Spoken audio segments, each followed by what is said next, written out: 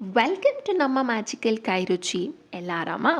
ನಾನು ಇವತ್ತು ಸ್ವೀಟ್ ಪೊಂಗಲ್ ಅಥವಾ ಬೆಲ್ದನ್ನ ಅಂತಲೂ ಕರೀತಾರೆ, ಇದನ್ನು ಹೇಗೆ ಮಾಡೋದು ಅಂತ ತೋರಿಸ್ತಾ ಇದ್ದೀನಿ. ಮೊದಲಿಗೆ ಸ್ಟವ್ ಆನ್ ಮಾಡಿ ಒಂದು ಪ್ಯಾನ್ ಅಥವಾ ಕುಕ್ಕರ್ನ ಇಟ್ಟು ಅದ್ರ ಒಳಗೆ ಹೆಸರುಬೇಳೆನ ಹಾಕಬೇಕು. ನಾನಿಲ್ಲಿ 1 ಕಪ್ ಅಂದಾಜು 100 ಗ್ರಾಮ್ಸಷ್ಟು ಹೆಸರುಬೇಳೆನ ತೊಗೊಂಡಿದ್ದೀನಿ. ನೀವು ಸ್ವಲ್ಪ ಜಾಸ್ತಿ ತೊಗೊಂಡ್ರೂ ತೊಂದರೆ ಇಲ್ಲ, ಕಡಿಮೆ ಆದರೂ ಏನು ತೊಂದರೆ ಇರಲ್ಲ.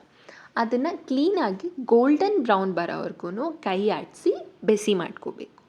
ಈಗ ನೀವು ನೋಡ್ಬೋದು ಅದು ಆಲ್ಮೋಸ್ಟ್ ಗೋಲ್ಡನ್ ಬ್ರೌನ್ ಬಂದಿದೆ.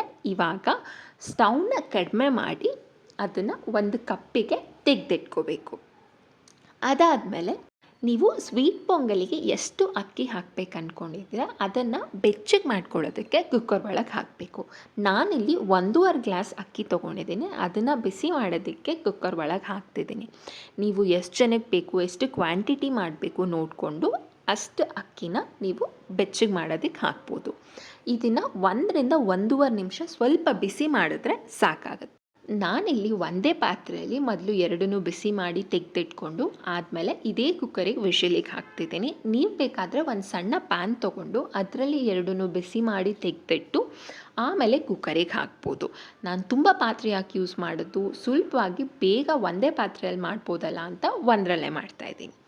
ಆ್ಯಂಡ್ ಇದನ್ನು ನೀವು ಯಾವುದೇ ಹಬ್ಬ ಇರ್ಬೋದು ಅಥವಾ ಮನೇಲಿ ಏನಾದರೂ ವಿಶೇಷ ದಿನಗಳಿದ್ದರೆ ಸುಲಭವಾಗಿ ಬೇಗನೆ ಈ ಪದಾರ್ಥನ ನೀವು ಮಾಡ್ಬೋದು. ಆ್ಯಂಡ್ ಇದಕ್ಕೆ ನೀವು ಸಕ್ಕರೆ ಸಹ ಹಾಕ್ಬೋದು ಅಥವಾ ಬೆಲ್ಲನಾದರೂ ಹಾಕ್ಬೋದು. ಬಟ್ ಬೆಲ್ಲ ಹಾಕಿದ್ರೆ ಇನ್ನೂ ಸ್ವಲ್ಪ ರುಚಿಯಾಗಿ ಬರುತ್ತೆ. ಸೊ ಆದ್ದರಿಂದ ನಾನು ಇವತ್ತು ಬೆಲ್ಲನ ಯೂಸ್ ಮಾಡ್ತಾ ಇದ್ದೀನಿ. ನೀವಿಲ್ಲಿ ನೋಡ್ಬೋದು ಅಕ್ಕಿ ಇವಾಗ ಆಲ್ಮೋಸ್ಟ್ ಬೆಚ್ಚಗಾಗಿದೆ ಅದು. ಸೊ ಅಕ್ಕಿ ಎಲ್ಲ ಸಣ್ಣ ಆಗ್ತಿದೆಯಲ್ಲ, ಆಗಲೇ ಗೊತ್ತಾಗ್ಬಿಡುತ್ತೆ ಬೆಚ್ಚಗಾಗಿದೆ ಅಂತ. 1ರಿಂದ 1.5 ನಿಮಿಷ ಸಾಕಾಗುತ್ತೆ. ಇನ್ನೊಂದು ಕಡೆ ನಾನು ಬೆಲ್ಲ ಕುದಿಯೋದಕ್ಕೆ ಇಟ್ಟಿದ್ದೀನಿ. 1 ಲೋಟ ನೀರು, 1.5 ಅಚ್ಚು ಬೆಲ್ಲ ತೊಗೊಂಡಿದ್ದೀನಿ. ಅದು ಕ್ಲೀನಾಗಿ ಬೆಲ್ಲ ಎಲ್ಲ ಕರಗೋ ತನಕ ಕುದಿಸಿ ಆಫ್ ಮಾಡಿ ಆರೋದಕ್ಕೆ ಇಡ್ಬೋದು. ಇವಾಗ ಕುಕ್ಕರ್ ತೊಗೊಂಡು ಹುರಿದಿಟ್ಕೊಂಡಿರೋಂಥ ಹೆಸರು ಬೇಳೆನ ಅದ್ರ ಒಳಗೆ ಹಾಕಿ 1 ಲೋಟ ನೀರು ಹಾಕಬೇಕು. ನೀರು ಹಾಕಿ ಅದು ಕುದಿ ಬರೋವರೆಗೂ ಬಿಡಬೇಕು. ಇದು ಕುದಿ ಬರೋ ಅಷ್ಟರಲ್ಲಿ ಇನ್ನೊಂದು ಕಡೆ ಬೆಚ್ಚಗೆ ಮಾಡಿ ಇಟ್ಕೊಂಡಿರೋ ಅಕ್ಕಿನ ತೊಳ್ಕೊಬೋದು. ಅಕ್ಕಿನ ಆರೋದಕ್ಕೆ ಬಿಟ್ಟು ಒಂದು ಸ್ವಲ್ಪ ಹೊತ್ತು ಆದಮೇಲೆ ಅದನ್ನು ತೊಳಿರಿ. ಏನಕ್ಕೆ ಅಂತ ಹೇಳಿದ್ರೆ ಬಿಸಿಯಲ್ಲಿ ತೊಳಿಯೋಕೆ ಹೋದರೆ ಆ ಬಿಸಿಗೆ ರಾವು ಕೈಗೆ ತಗಲೋ ಚಾನ್ಸಸ್ ಇರುತ್ತೆ. ಸೊ ಅಕ್ಕಿನ ಕ್ಲೀನಾಗಿ ತೊಳೆದು ಈ ಥರ ಬೇಳೆ ಒಳಗೆ ಹಾಕಬೇಕು. ಅದಾದಮೇಲೆ ಅಕ್ಕಿ ಮತ್ತು ಬೇಳೆನ ಎರಡನ್ನೂ ಕ್ಲೀನಾಗಿ ಮಿಕ್ಸ್ ಮಾಡಿ ಕೈ ಆಡಿಸಿ ಎರಡನ್ನೂ ವಿಷಲಿಗೆ ಹಾಕ್ಬೋದು. ನಾನಿಲ್ಲಿ ಇನ್ನು 1.5 ಲೋಟದಷ್ಟು ನೀರು ಹಾಕಿದ್ದೀನಿ. ಬೇಳೆ ಹಾಕಿದಾಗ 1 ಲೋಟ, ಅಕ್ಕಿ ಹಾಕಿದ್ಮೇಲೆ 1.5 ಲೋಟ ನೀರು ಹಾಕಿ ಕ್ಲೀನಾಗಿ ಈ ಥರ ಮಿಕ್ಸ್ ಕೊಟ್ಟು ಬೇಳೆ ಮತ್ತು ಅಕ್ಕಿ ಎರಡು ಮಿಕ್ಸ್ ಆದಮೇಲೆ ವಿಷಲಿಗೆ ಹಾಕ್ಬೋದು. 1 ಅಥವಾ 2 ವಿಷಲ್ ಬಂದರೆ ಸಾಕಾಗುತ್ತೆ. 1 ಏನಕ್ಕೆ ಸಾಕಾಗುತ್ತೆ ಅಂದರೆ ನೆಕ್ಸ್ಟ್ ಇನ್ನೂ ಪದಾರ್ಥಗಳನ್ನ ಹಾಕಿ ಮತ್ತೆ ಅದನ್ನು ಮಿಕ್ಸ್ ಮಾಡಬೇಕಾಗುತ್ತೆ, ಬೇಯಿಸಬೇಕಾಗುತ್ತೆ. ಸೊ 1 ವಿಷಲ್ ಸಾಕಾಗುತ್ತೆ. ಸೊ ನೀವಲ್ಲಿ ನೋಡ್ಬೋದು ಅಕ್ಕಿ ಮತ್ತು ಬೇಳೆ ಎರಡು ಕ್ಲೀನಾಗಿ ಕುಕ್ ಆಗಿದೆ. ನಾನಿಲ್ಲಿ ಕುದಿಸಿಟ್ಕೊಂಡಿರುವಂಥ ಬೆಲ್ಲದ ನೀರನ್ನು ಹಾಕ್ತಾಯಿದ್ದೀನಿ. ಇದನ್ನು ಸೋಸಿ ಹಾಕಬೇಕು. ಏನಕ್ಕೆ ಅಂದರೆ ಒಂದೊಂದ್ಸಲಿ ಬೆಲ್ಲದಲ್ಲಿ ಸ್ವಲ್ಪ ಗಲೀಜು ಕಡ್ಡಿ ಅದೆಲ್ಲ ಇರುತ್ತೆ. ಆದ್ದರಿಂದ ಸೋಸಿ ಹಾಕೋದು ಈ ಥರ ತುಂಬ ಒಳ್ಳೆಯದು.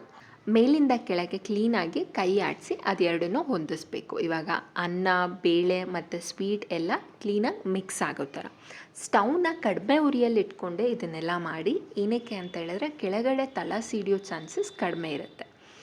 ಈ ಥರ ಕ್ಲೀನಾಗಿ ಮಿಕ್ಸ್ ಮಾಡಿ ಆದಮೇಲೆ ಸ್ವಲ್ಪ ಇನ್ನೇನು ಕುದಿ ಬರ್ತದೆ, ನೀವು ನೋಡ್ಬೋದು ಸೈಡಲ್ಲಿ. ಇವಾಗ ಇದಕ್ಕೆ 1 ಲೋಟ ಹಾಲನ್ನ ನಾನು ಹಾಕ್ತಾಯಿದ್ದೀನಿ.